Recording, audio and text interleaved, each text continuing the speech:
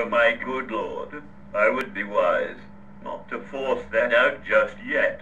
I will more than likely follow through, and that would just spoil my day, and also my underwear. Oh hello there my fatty constipated friends. As you may be able to tell, I am suffering with a touch of the old Farmer Giles. For those of you that do not know what that is, well, allow me to tell you a little story about that. Now, I feel the graphic description is very important, I must say, as it's like having a bunch of stinking grapes hanging out of your shitter. And the little fuckers can be a real bastard, I tell you. You can't walk, you can't sit down, unless you're set on a donut-shaped fucking rubber ring. And you can forget thinking. But Charles, surely you can still enjoy a piping hot shite, eh?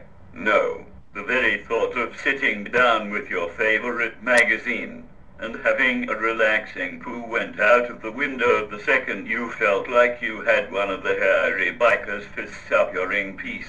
I mean, Christ almighty, do they really need to hurt like a bitch? If God made us all in his image, then he must have been doing some really weird shit. Did he say, right, that man nearly finished off? Oh yeah? Nearly forgot to add some painful bottom grapes. Right, job done. Now time for pancakes and waffles.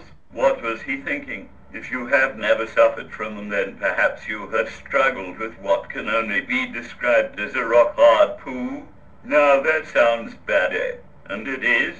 Trust me, it's no fun when you are trying to shit out a fossilized turd. Damn thing won't budge an inch, and you will feel like you have just done a full 8 hours manual labor with bugger all to show for it at the end of the day.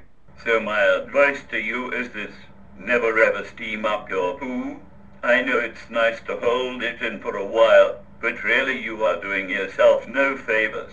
So 4 quick tips for you: get up, get seated, pump it out, and flush that brown right down.